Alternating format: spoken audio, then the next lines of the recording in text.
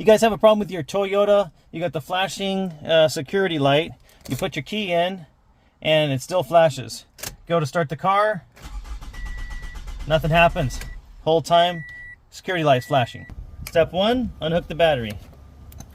Rotate steering wheel. Alright, I just get a little pry tool, split the case on both sides. So now we're going to just go ahead and remove the little key transponder.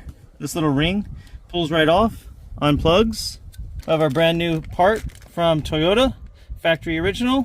We're going to just replace it, plug it in. It slides over on the bottom,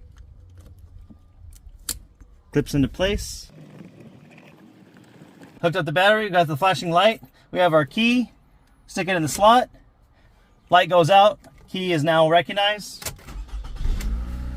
Car starts. Quick fix, guys.